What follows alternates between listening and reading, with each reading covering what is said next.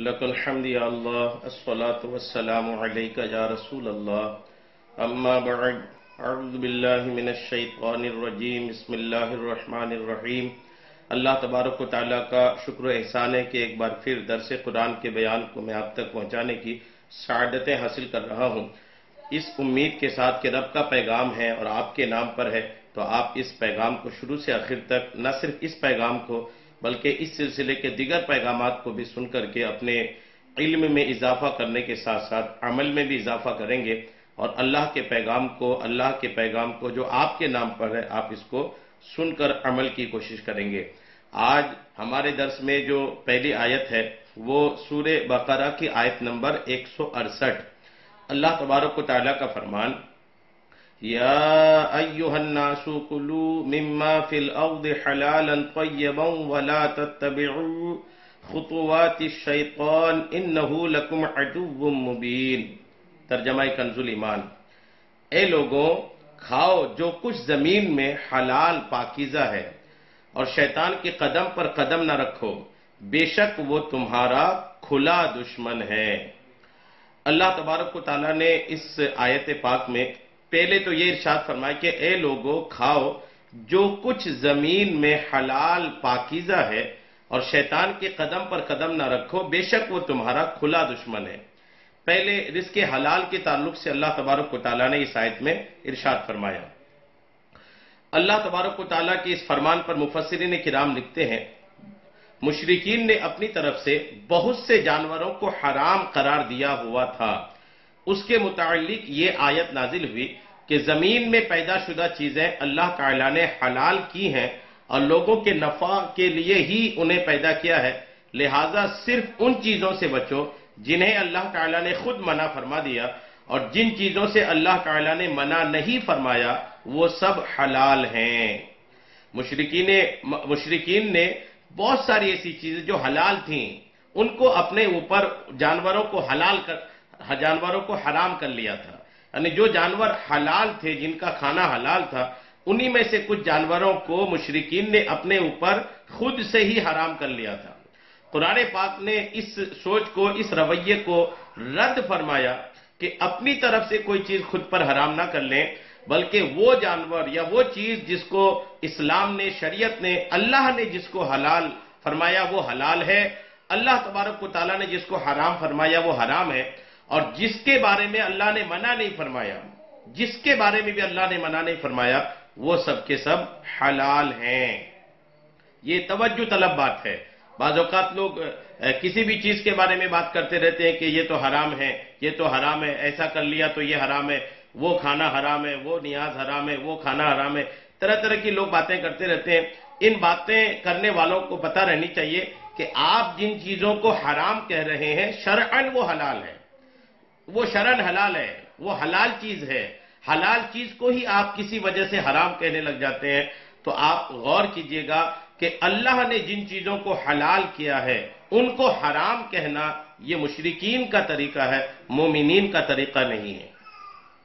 اس سے معلوم ہوا کہ اللہ تعالیٰ کی حلال کی ہوئی چیزوں کو حرام قرار دینا اس کی رزاقیت سے بغاوت ہے۔ مسلم شریف کی حدیث میں ہے کہ اللہ تعالیٰ فرماتا ہے، جو مال میں اپنے بندوں کو عطا فرماتا ہوں وہ ان کے لیے حلال ہے، اور اسی حدیث میں ہے کہ میں نے اپنے بندوں کو باطل سے بے تعلق پیدا کیا، پھر ان کے پاس شیاطین آئے اور انہوں نے لوگوں کو دین سے بہکایا، اور جو میں نے ان کے لیے حلال کیا تھا اس کو حرام ٹھہرایا۔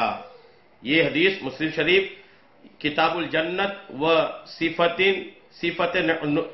نعیمہا و اہلہا کے صفحہ نمبر 1532 کے اندر یہ حدیث پاک موجود ہے۔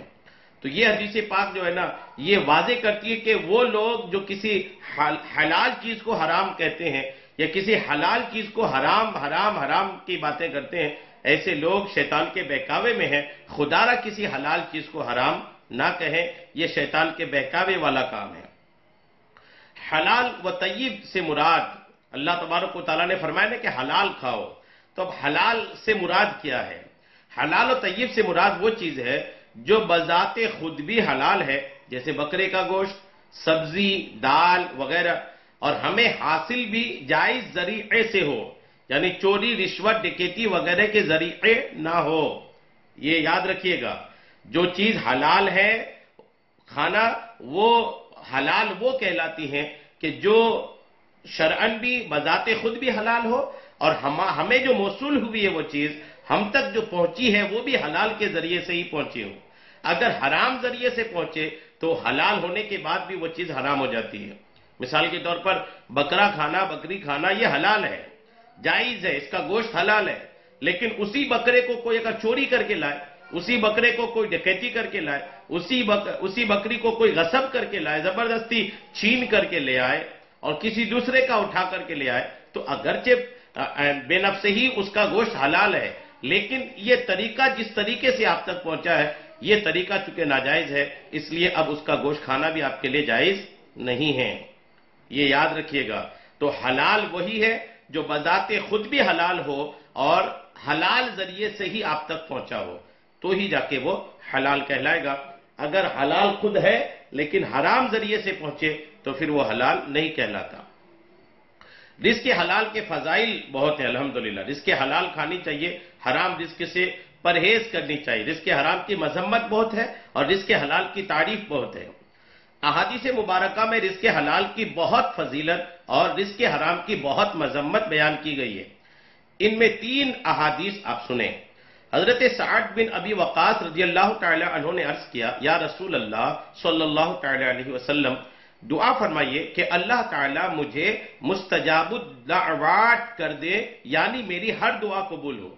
صحابی رسول ہیں، رسول اللہ سے عرض کر رہے ہیں، یا رسول اللہ مجھے کوئی ایسی دعا ارشاد فرما دیجئے کہ میں اس دعا کے ذریعے سے خود مستجاب الدعوات ہو جاؤں. مستجاب الدعوات کا مطلب جس کی ہر دعا قبول ہوتی ہے، یعنی میں ایسا ہو جاؤں کہ جو بھی دعا مانگوں میری وہ دعا قبول ہو. تو اب آپ کے نبی نے کیا جواب ارشاد فرمایا سنیے.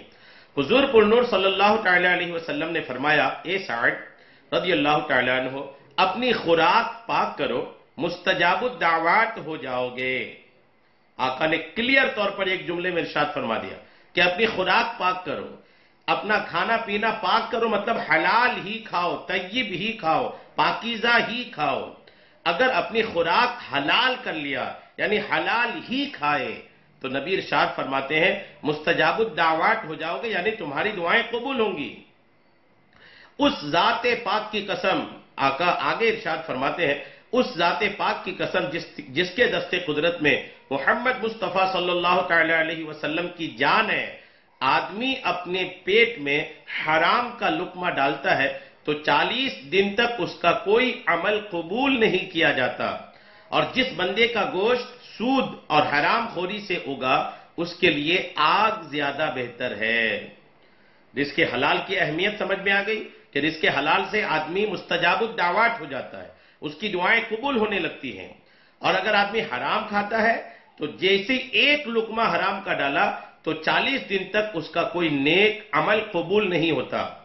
اور پھر وہ آدمی جو حرام ہی کھاتا رہتا ہے اور حرام کھانے سے ہی اس کے بدن کا گوشت پوست بنتا ہے اور سود اور حرام دیگر طریقے سے کھاتا ہے تو ایسے آدمی کے لیے آگ ہی زیادہ بہتر ہے. یہ رسول اللہ صلی اللہ تعالی علیہ وسلم نے ارشاد فرمایا.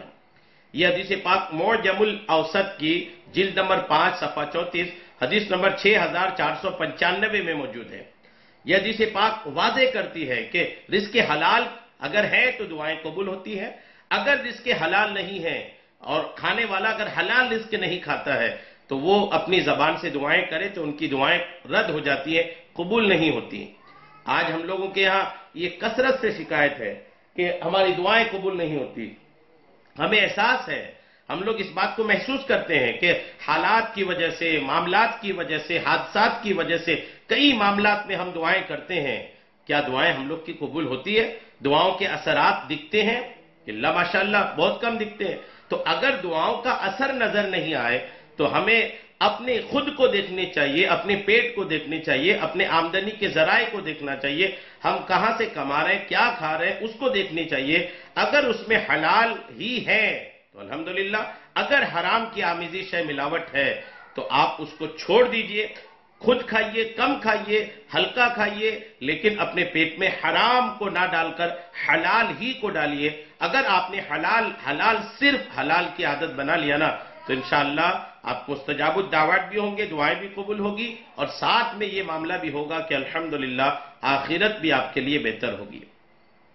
دوسری حدیث پاک حضرت ابو سعید خدری رضی اللہ تعالیٰ عنہ سے روایت ہے، رسول کریم صلی اللہ تعالیٰ علیہ وسلم نے ارشاد فرمایا، جس شخص نے حلال مال کمایا پھر اسے خود کھایا یا اس کمائی سے لباس پہنا اور اپنے علاوہ اللہ تعالیٰ کی دیگر مخلوق جیسے اپنے اہل و عیال اور دیگر لوگوں کو کھلایا اور پہنایا تو اس کا یہ عمل اس کے لیے برکت اور پاکیزگی ہے۔ یہ حدیث پاک صحیح ابن حبان کے حدیث نمبر 4222 کے اندر الحمدللہ موجود ہے۔ تو یہ صحیح ابن حبان کی حدیث پاک واضح کرتی ہے، حلال کھانا، چاہے خود کھائے چاہے دوسروں کو کھلائے، حلال پہنا، خود پہنے دوسرے کو پہنائے، تو یہ عمل اس کے لیے الحمدللہ برکت اور پاکیزگی کا سبب بنتا ہے۔ حضرت عبداللہ ابن عمر رضی اللہ تعالی عنہما سے روایت ہے، حضور اقدس صلی اللہ تعالی علیہ وسلم نے ارشاد فرمایا، دنیا میٹھی اور سرسبز ہے۔ آقا ارشاد فرماتے ہیں دنیا میٹھی اور سرسبز ہے، جس نے اس میں حلال طریقے سے مال کمایا اور اسے وہاں خرچ کیا جہاں خرچ کرنے کا حق تھا تو اللہ تعالیٰ اسے آخرت میں ثواب عطا فرمائے گا اور اسے اپنی جنت میں داخل فرمائے گا، اور جس نے دنیا میں حرام طریقے سے مال کمایا اور اسے ناحق جگہ خرچ کیا تو اللہ تعالیٰ اسے ذلت و حقارت کے گھر یعنی جہنم میں داخل کر دے گا، اور اللہ تعالیٰ اور اس کے رسول صلی اللہ تعالی علیہ وسلم کے مال میں خیانت کرنے والے کئی لوگوں کے لیے قیامت کے دن جہنم ہوگی۔ اللہ عز و جل ارشاد فرماتا ہے، ترجمہ، جب کبھی بجھنے لگے گی تو ہم اسے اور بھڑکا دیں گے۔ سورہ بنی اسرائیل آیت نمبر 97۔ یہ حدیث پاک شعب الایمان کے حدیث نمبر 5527 ہے۔ ان احادیث کو سامنے رکھتے ہوئے ہر مسلمان کو چاہیے کہ وہ حلال روزی کمائے اور حلال روزی ہی سے کھائے، حلال ہی کمائے، حلال ہی سے کھائے اور پہنے، حلال کمائی سے ہی پہنے۔ اسی طرح دوسروں کو بھی جو مال دے وہ حلال مال میں سے ہی دے۔ ہمارے بزرگان دین رزق کے حلال ہونے میں کس قدر احتیاط کرتے تھے اس کی ایک جھلک ملاحظہ فرمائیے۔ چنانچہ ایک بار امیر المومنین حضرت سیدنا ابو بکر صدیق رضی اللہ تعالی عنہ کا غلام آپ کی خدمت میں دودھ لایا۔ حضرت ابو بکر صدیق رضی اللہ تعالی عنہ نے اسے پی لیا۔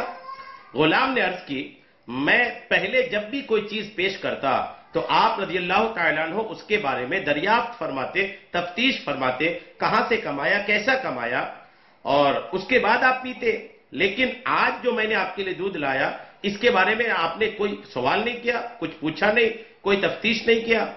یہ سن کر ابو بکر صدیق رضی اللہ تعالیٰ عنہ نے پوچھا، یہ دودھ کیسا ہے؟ غلام نے جواب دیا کہ میں نے زمانہ جاہلیت میں ایک بیمار پر منتر پھونکا تھا جس کے معاوضے میں آج اس نے یہ دودھ دیا ہے۔ حضرت صدیق اکبر رضی اللہ تعالی عنہ نے یہ سن کر اپنے حلق میں انگلی ڈالی اور وہ دودھ اگل دیا۔ جو دودھ پی چکے تھے آپ، اس دودھ کو حلق میں انگلی ڈال کر کے اگل دیا۔ اس کے بعد نہایت عاجزی سے دربار الہی میں عرض کیا، یا اللہ عز و جل، جس پر میں قادر تھا وہ میں نے کر دیا، یعنی جو نہیں پینا تھا میں نے پی لیا، مولا میں نے اس کو کوشش کر کے جتنا کر سکا میں نے نکال دیا، اور اس دودھ کا تھوڑا بہت حصہ جو رگوں میں رہ گیا ہے مولا وہ معاف فرما دے۔ یہ حلال اور حرام رزق کے تعلق سے محتاط رہنے کا یہ انداز صدیق اکبر کا دیکھیے اور اس پہ عمل کیجیے۔ حرام رزق سے خود کو کوسوں دور رکھیے، کم کھائیے، تھوڑا کھائیے، سہولتیں کم کر دیجئے اور رہنے کا انداز سستا کر دیجئے۔ آپ دنیا میں سستی زندگی جی لیں گے، دنیا میں آپ سہولیات کا اگرچہ استعمال نہیں کریں گے، حلال ہی کے معاملات میں حلال ہی کے لیے رہنے سے اگرچہ آپ کو دنیا میں پریشانی ہو، آخرت آپ کی بہتر ہوگی۔ آخرت کی طرف نظر رکھ کر کے دنیا کی پریشانیوں کو بہت ہلکی سمجھیے، اور دنیا میں سہولیات بڑھانے کے لیے عموماً جو لوگ حرام کمائی کی طرف بڑھتے ہیں، عموماً لوگ جو حرام حلال کی تمیز اٹھا کر صرف پیسہ آئے اس طرف بڑھتے ہیں، اس کی وجہ ہوتی ہے سہولیات، فیملی کے مینٹین، گھروں کے جو مانگ اور گھر والوں کی جو فرمائشیں، دیگر جو چیزیں ہوتی ہیں، وہ سہولیات کی وجہ سے ہی ان کی پورتی کرنے کے لیے آدمی چاہتا ہے کہ جہاں سے آئے بس ہمیں تو سہولتیں چاہیے. سہولتیں گرچہ کٹنی ہے کٹوتی کر لیجئے، لیکن حرام کام کی طرف، حرام کمائی کی طرف نہ بڑھیے، کہ حرام کمائی آخرت کے لیے بہت مہنگی ہوگی. اور آخرت ایسے لوگوں کے لیے جن کے پاس حلال کمائی نہیں بلکہ حرام کمائی ہے، ایسے لوگوں کو قیامت کے دن بہت مشکل درپیش ہوگا.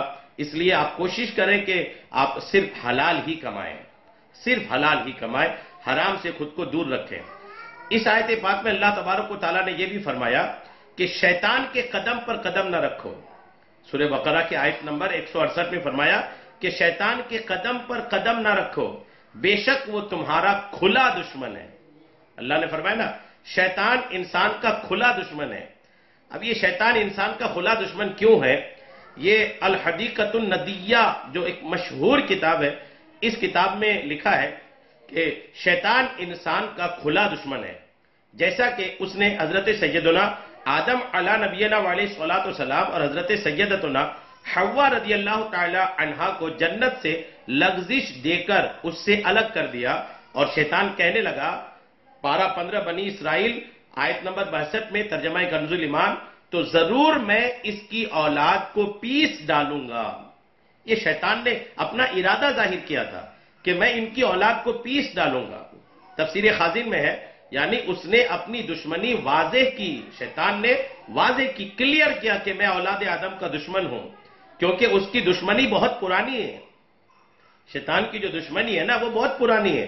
حضرت سیدنا قتادہ رضی اللہ تعالیٰ عنہ فرماتے ہیں، مجھے ایک خواب دکھائی دیتا جو مجھے بیمار کر دیتا. صحابی رسول قتادہ کہتے ہیں مجھے خواب دکھائی دیتا جو مجھے بیمار کر دیتا، یہاں تک کہ میں نے سرکار مدینہ صلی اللہ تعالی علیہ وسلم کو یہ ارشاد فرماتے سنا، اچھا خواب اللہ عز و جل کی طرف سے ہے اور برا خواب شیطان کی طرف سے. بس جب تم میں سے کوئی پسندیدہ خواب دیکھے تو صرف اس سے بیان کرے جسے پسند کرتا ہو، اور جب کوئی ناپسندیدہ چیز خواب میں دیکھے تو اپنے بائیں طرف 3 مرتبہ تھوک دے اور اعوذ باللہ من الشیطان الرجیم پڑھے اور اس خواب کے شر سے اللہ عز و جل کی پناہ مانگے تو یہ اسے نقصان نہیں پہنچا سکے گا. اور یہ شیطان کی دشمنی ہے جس سے انسان محفوظ نہیں رہ سکتا، حتیٰ کہ نیند کی حالت میں بھی نہیں بچ پاتا. شیطان اتنا بڑا دشمن ہے انسان کا کہ جب انسان سوتا ہے نا تو سوتے کی حالت میں بھی وہ انسان سے دشمنی نبھاتا ہے. جب انسان بیدار رہتا ہے، کام کاج میں اپنی مصروفیات میں رہتا ہے، تب تو وہ اپنی دشمنی بدعمالیاں کر کے گناہ کر کے کراتا ہی ہے. ساتھ میں وہ انسان جب سو جاتا ہے تب بھی وہ اپنی دشمنی نہیں چھوڑتا. یہ بہت بڑی دشمنی ہوئی نا کہ آپ سو گئے، انسان سو بھی گیا تو اس وقت بھی انسان برے خوابوں کے ذریعے سے انسان کے ساتھ وہ شیطان دشمنی نبھاتا ہے. ہاں، کیسے بچے گا؟ بہت سخت دشمن. جب اللہ ہی نے فرمایا کہ کھلا دشمن ہے تو آپ اس کی دشمنی کی معیار کا اندازہ لگائیے. حضرت سیدنا شیخ عبد الرؤوف منادی رحمت اللہ، عبد الرؤوف مناوی رحمت اللہ علیہ الجامع الصغیر کی شرح فیض القدیر میں فرماتے ہیں، مومن سے حسد کیا جاتا ہے اور اس کا شیطان اپنی شدید دشمنی کی بنا پر ہمیشہ اسے یعنی انسان کو اذیت یعنی تکلیف پہنچانے کی کوشش کرتا ہے. پس وہ اسے ہر طریقے سے دھوکہ دیتا اور ذلیل و رسوا کرتا ہے اور اس کے معاملات اس پر خلط ملط کر دیتا ہے. پس جب وہ کوئی اچھا خواب دیکھتا ہے تو شیطان اس پر وہ خواب مشتبہ کر دیتا ہے، یعنی تردد میں، کنفیوژن میں ڈال دیتا ہے تاکہ اس پر خواب میں دیکھی جانے والی بشارت یا تنبیہ یا مشاہدہ صحیح نہ رہے. اور انسان کا نفس بھی شیطان ملعون کا مددگار ہے. انسان کا جو اپنا نفس ہے نا وہ بھی شیطان کا مددگار ہے، تو وہ بھی انسان پر خواب میں وہ چیزیں گڈ مڈ کر دیتا ہے جن کا وہ حالت بیداری میں اہتمام کرتا ہے. یاد رکھ، شیطان اگرچہ تیرا کھلا دشمن ہے، مسلمانوں یاد رکھیے، اس شیطان اگرچہ آپ کا کھلا دشمن ہے مگر وہ آپ سے صرف وہی برائی ظاہر کر سکتا ہے جو آپ کے اندر موجود ہو، اور آپ سے سرزد ہونے والی برائی میں اس کا مکمل دخل نہیں. اس کا مطلب یہ مت سمجھیے گا کہ انسان ہمارا دشمن ہے، ہم سے جو بھی برائی ہوتا ہے وہ شیطان ہی کراتا ہے، ہمارا اس میں کچھ دخل نہیں ہے، تو یہ بھی مت سوچیے گا۔ برائی میں شیطان کا بھی دخل ہے، لیکن مکمل دخل اس کا نہیں ہے۔ اصل دخل انسان کا اپنا ہے، انسان اپنے اندر برائی کو پالتا ہے، شیطان اسی برائی کو ابھار کر اس سے کرواتا ہے۔ جیسا کہ اس برائی میں تیرا مکمل دخل نہیں ہوتا، بلکہ اس سرزد ہونے والے فعل کی نسبت تیری طرف کر دی جاتی ہے، اور اس کے سبب یعنی وسوسے کی نسبت شیطان کی جانب کر دی جاتی ہے۔ شیطان صرف وسوسہ ڈالتا ہے، شیطان صرف وسوسہ ڈال کر کے آپ کی برائی کو ابھارتا ہے۔ اگر آپ نے اپنے اندر اپنے باطن کو صاف و پاک رکھا، اپنے باطن کو برا نہیں رکھا نا، تو شیطان کی مجال نہیں ہے کہ وہ آپ کو برائی پر ابھار سکے۔ شیطان اسی سے برائی کروا سکتا ہے جو اپنے اندر برائیوں کو سما کر کے رکھتا ہے۔ جیسے اگر صاف جگہ ہے اور صاف جگہ اس پہ آپ پتھر پھینکو تو کچھ نہیں ہوگا، وہی اگر کیچڑ ہے آپ کیچڑ پہ پتھر پھینکو تو وہ کیچڑ اٹھ کر کے ہو سکتا ہے آس پاس والوں کو لگ جائے۔ تو یہی ایک مثال ہے کہ اگر آپ نے اپنے باطن کو، اپنے دل کو، اپنے اندر کی روحانیت کو پاک و صاف رکھا نا، تو شیطان لاکھوں پتھر مارے، لاکھوں کوشش کرے، وہ انسان سے برائی نہیں کروا سکتا۔ جیسے اولیاء کرام، انبیاء کرام آپ کے سامنے ہیں، یہ صاف باطن کے لوگ ہیں، اور وہ جن کا باطن گندگی سے بھرا ہوا ہے، جن کے باطن میں بہت ساری گندگیاں بھری ہیں، تو پھر وہ جس طرح کیچڑ میں پتھر مارنے سے کیچڑ ابھر جاتا ہے، یوں ہی ہوتا ہے کہ جس کا باطن گندا ہے نا، تو پھر وہ شیطان اس کو ابھار کر کے اس سے برائی کرواتا ہے۔ اس لیے اپنے باطن کو جو ہے نا وہ صاف کرنا سیکھیے۔ اور حالانکہ ہر شے کا خالق و مالک اللہ عز و جل ہے، وہی ہر شے کو بہتر جانتا ہے، اسی کے لیے حجت ہے، اگر وہ چاہے تو سب کو ہدایت فرما دے۔ چنانچہ حضرت سیدنا امام جلال الدین سیوطی شافعی الجامع الصغیر میں حدیث شریف نقل فرماتے ہیں کہ مخزن جود و سخاوت صلی اللہ تعالی علیہ وسلم کا فرمان عالی شان ہے، مجھے اللہ عز و جل کی طرف بلانے والا اور اس کا پیغام حق لوگوں تک پہنچانے والا بنا کر مبعوث فرمایا گیا، مگر ہدایت دینا میرے ذمہ نہیں۔ رسول اللہ فرماتے ہیں ہدایت دینا میرے ذمہ نہیں، اور شیطان کو گناہوں کو آراستہ کرنے والا بنایا گیا، لیکن گمراہ کرنا اس کے ہاتھ میں نہیں ہے۔ گمراہ کرنا مکمل طور پر شیطان کے ہاتھ میں ایسا نہیں ہے، مکمل طور پر شیطان کی وجہ سے ہی آدمی گناہ کرتا ہے ایسا نہیں ہے۔ یاد رکھیے گا، گناہ کر کے شیطان کے متھے مت پھوڑیے گا کہ ہم نے تھوڑی ہے، وہ تو شیطان نے کروایا ہم سے، یہ سوچ درست نہیں ہے۔ حضرت سیدنا امام عبد الرؤف مناوی رحمۃ اللہ علیہ اس حدیث پاک کی شرح میں فرماتے ہیں، پس رسول کرام، رسولان عظام علیہم الصلاۃ والسلام مخلوق کی جبلت اور فطرت سے واقف ہوتے ہیں، تو جس کی فطرت اچھی ہو اسے ثواب کی بشارت دیتے ہیں، اور جس کی فطرت بری ہو اسے عذاب سے ڈراتے ہیں، اور شیطان بھی اپنی فطری خباثت کو مخلوق میں پھیلاتا رہتا ہے۔ اس طرح خیر و شر، اچھائی برائی کہ یہ دونوں فریق کسی نئے کام کو سر انجام نہیں دیتے، بلکہ وہ تو ایک ایسے معاملے کو ظاہر کرتے ہیں جو آنکھوں سے اوجھل یعنی پوشیدہ تھا، اور یہی حال اپنے وقت کے ہر عالم و امام اور دجال و دلال یعنی گمراہ کرنے والے کا ہے۔ یعنی ان دونوں گروہوں میں سے ہر ایک خبیث کو پاک سے جدا کرتا ہے۔ مطلب یہ ہے کہ عالم پاک چیز کو ظاہر کرتا ہے، جبکہ دجال خبیث کو ظاہر کرتا ہے۔ تو اے بندے، یہ عقیدہ رکھنے سے بچ کہ شیطان ملعون کے لیے اللہ عز و جل کے امور میں سے کوئی حصہ ہے، ایسا نہیں ہے، کیونکہ جب اللہ عز و جل نے اپنے محبوب صلی اللہ تعالی علیہ وسلم کو بعض باتوں کے بارے میں یہ ارشاد فرمایا، پارہ 4 سورہ آل عمران آیت نمبر 128 ترجمہ کنز الایمان، یہ بات تمہارے ہاتھ نہیں، تو اس کے ملعون دشمن کا کسی معاملے میں کوئی حصہ کیسے ہو سکتا ہے؟ بلکہ ہر معاملہ اللہ عز و جل کی طرف سے ہے، اور یہ تو محض کلمات و الفاظ ہیں جو اللہ عز و جل کے اسم مدل و اسم ہادی کے وہ معانی ظاہر کرتے ہیں جو اللہ عز و جل کے نزدیک ہیں۔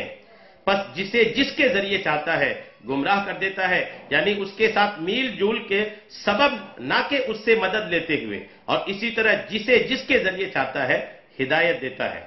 شیطان انسان کو اخروی کامیابی یا بھلائی سے روکنے کے لیے بے حد کوشش کرتا ہے، بہت کوشش کرتا ہے۔ بے شک وہ تو اپنے پیروکاروں، اپنے ماننے والوں کو اسی لیے بلاتا ہے کہ وہ بھی دوزخیوں میں سے ہوں۔ شیطان چاہتا ہے کہ جس طرح وہ دوزخی ہو گیا ہے ویسے ہی سب کے سب دوزخی ہو جائیں. شیطان تو یہی چاہتا ہے. حضرت سیدنا امام عبداللہ بن عمر بیضاوی رحمت اللہ علیہ فرماتے ہیں یہ اس کی دشمنی کا ثبوت ہے اور انسان کو دنیا کی طرف مائل کرنے اور خواہشات کی پیروی کرانے کے لیے اپنے پیروکاروں کو بلانے کے شیطانی مقصد کا بیان ہے. قرآن کریم میں اللہ کا فرمان ہے, ترجمہ کنز الایمان پارہ 22 سورہ فاطر آیت نمبر 6, بے شک شیطان تمہارا دشمن ہے. سورہ فاطر میں بھی اللہ نے فرمایا کہ بے شک شیطان تمہارا دشمن ہے تو تم بھی اسے دشمن سمجھو. اللہ فرماتا تم بھی انہیں دشمن سمجھو. وہ تو اپنے گروہ کو اسی لیے بلاتا ہے کہ دوزخیوں میں ہوں. وہ خود دوزخی ہے تو وہ چاہتا ہے کہ میں سب کو دوزخی بنا دوں. حضرت سیدنا سلمی علیہ رحمہ اس آیت مبارکہ کی تفسیر میں حضرت سیدنا واسطی رحمت اللہ علیہ کا یہ قول نقل فرماتے ہیں پس تم بھی کسی ایسی ہستی کی مدد لے کر شیطان کو اپنا دشمن سمجھو جو اس کے خلاف تمہاری مدد فرمائے, لیکن جہاں تک ممکن ہو اس سے بچو کہ وہ تمہارے مقابلے میں آ جائے, کیونکہ وہ اپنی مدد کے لیے اپنے گروہ کو بھی بلا لیتا ہے اور اس کے مددگار دنیا سے محبت کرنے والے اور دنیا پر اترانے والے ہیں. کوشش کرنی چاہیے کہ شیطان کا سامنا ہی نہ ہو, چونکہ شیطان وہ بدبخت طاقت کا نام ہے کہ جو اپنی حواریوں کو اپنے گروہ کو بھی آپ کے خلاف جمع کر لیتا ہے, اور یہ ہوتا یہ کہ وہ انسان پر حاوی ہوتا نظر آتا ہے. حضرت سیدنا سہل رحمت اللہ علیہ فرماتے ہیں شیطان کے گروہ سے مراد بدعتی, گمراہ, فاسد, خواہشات کے مالک اور ایسی باتیں سننے والے لوگ ہیں. کیا سمجھے آپ؟ یہ روایت کہہ رہی ہے کہ شیطان کے گروہ انسانوں میں بھی موجود ہیں. انسانوں میں بھی وہ لوگ ہیں جو شیطان کی طرف سے کام کرتے ہیں. شیطان کا جو مشن ہے, شیطان کا جو کام ہے, وہ کرنے والے لوگ انسان بھی ہیں. انسانوں کو بھی انہوں نے لگا رکھا ہے. بھلے انسانوں کے سامنے وہ ان برے کاموں کو پتہ نہیں کیا کیا صورتحال میں بنا کر رکھا ہے, انسانوں میں بھی شیطان کا معاون و مددگار ہے. حضرت سہل بزرگ ہے, ان کا قول ہے کہ شیطان کے گروہ سے مراد یعنی جو لوگ شیطان کے گروہ میں ہیں, شیطان کی جماعت میں ہیں, شیطان کے مشن کو جو آگے بڑھا رہے ہیں, ان سے مراد بدعتی لوگ, گمراہ لوگ, فاسد, خواہشات کے مالک, جو برے خواہشات, گناہوں برے خواہشات لے کے چلتے ہیں, ایسے لوگ اور ایسی باتیں سننے والے, یہ سب شیطان کے گروہ میں سے ہیں. حضرت سیدنا واسطی رحمت اللہ علیہ فرماتے ہیں شیطانی وسوسوں کو جھٹلا کر اللہ عز و جل کی محبت کو ترجیح دینے, اس کی قائم کردہ حدود کی حفاظت کرنے اور وفاداری کے وعدوں کو نبھانے کے ساتھ شیطان کو دھتکارنے کا حکم فرمایا گیا ہے کہ شیطان کو دھتکاریں. جیسا کہ دن کی روشنی میں کتوں کو لوگوں کے بیٹھنے کی جگہوں سے دور بھگایا جاتا ہے. مثال دیا کہ جس طرح آپ اگر بیٹھے ہیں وہاں پر اگر پہلے سے کتا بیٹھا ہے, وہ انسان کی جگہ کے بیٹھنے کی جگہ ہے, تو کتوں کو بھگا کر وہاں بیٹھایا جاتا ہے. تو جس طریقے سے انسانوں سے کتوں کو دور بھگایا جاتا ہے, ویسے ہی کوشش کرنا چاہیے کہ شیطان بھی آپ سے دور بھاگے. اس کے بعد آپ رحمت اللہ علیہ نے ایک شعر پڑھا جس کا اردو ترجمہ ہے کہ جو اپنی بھیڑ بکریوں کو درندوں والی زمین میں چرائے اور پھر غافل ہو کر سویا رہے تو وہ جانور شیروں کے سپرد ہو جاتے ہیں. بہت پیارا شعر ہے. یعنی کہنا یہ چاہتے کہ اے ایمان والو, شیطان سے ہوشیار رہو تاکہ وہ تمہارے اندر بھلائی کے لبادے میں کوئی برائی نہ داخل کر دے اور تمہیں اس کا شعور تک نہ ہو. یہ برائی داخل کرنا اس کے قدرت کے سبب ہے جو اللہ عز و جل نے اسے دی ہے کہ وہ سیدھے راستے سے روکنے میں اس کی مددگار ہے. کیونکہ شیطان کی تخلیق جس بات کا تقاضا کرتی تھی, اللہ عز و جل نے وہ صفت اسے دے دی اور وہ ہے بندوں کو گمراہ کرنا. جیسا کہ اللہ عز و جل نے ہر شے کو اچھی یا بری صفات عطا کی ہیں اور پھر تمام چیزوں کی صفات کے تقاضے بھی تمہارے سامنے بیان فرما دیے, لیکن ہر شے کو دی گئی قدرت کو بیان نہیں کیا کہ جو کہ اس شے میں مذکورہ امداد کا سبب ہے. یعنی بزرگ نے شعر کیا پڑھا کہ جو اپنی بھیڑ بکریوں کو درندوں والی زمین میں چرائے اور پھر غافل ہو کر سویا رہے تو وہ جانور شیروں کے سپرد ہو جاتے ہیں. کیا مطلب کہ اگر کوئی آدمی اپنی جانوروں کو وہاں چرا رہا ہے جہاں پر شیر ہیں, بھیڑ ہیں, جانوروں کو لے جانے والے جانور, چیر پار کے کھانے والے جانور ہیں, وہاں اگر آدمی اپنے جانوروں کو چرائے اور پھر چرواہا جو ہو وہ غافل ایک جگہ سویا رہے تو کیا ان کے جانور بچیں گے؟ ہر عقل مند جانتا ہے کہ نہیں بچیں گے، شیر اس جانور کو اچک لے جائے گا۔ تو ویسے ہی دنیا میں ہمارا دشمن شیطان کھلے طور پر ہمارے ساتھ دشمنی نبھانے کے لیے گھوم رہا ہے، اور وہ ایک نہیں، ہر انسان کے ساتھ شیطانوں کی تعداد ہے۔ شیطان ہر ممکن کوشش کر کے ہمیں گمراہ کرنے، ہم سے گناہ کرانے کی کوشش کرتا ہے۔ تو اگر ہم غافل ہو گئے، اگر ہم شیطان سے لاپرواہ ہو گئے، اگر ہمارے دلوں میں شیطان کا خوف نہیں رہا، اگر ہم شیطان سے ڈرے نہیں، شیطان کے معاملات میں ہوشیار نہیں رہے، شیطان سے اللہ کی پناہ نہیں مانگے، تو پھر ہوگا یہ کہ شیطان پتہ نہیں کن کن معاملات میں ہمارے ساتھ وہ کر بیٹھے گا کہ آدمی گناہ کر جائے گا۔ اس لیے ہوشیار رہیے، چوکنا رہیے، ہر وہ کام جس سے شیطان خوش ہوتا ہے اس سے دور رہیے۔ اللہ عز و جل کی رضا والی زندگی میں اپنی زندگی کو لگا دیجئے، انشاءاللہ آپ خدا کے ہو گئے تو شیطان کا مجال نہیں ہوگا کہ وہ آپ سے گناہ کرا دے۔ اللہ تبارک و تعالی شیطان کے تمام اثرات سے ہم سب کو محفوظ فرمائے، آمین بجاہ النبی الامین صلی اللہ تعالی علیہ وسلم۔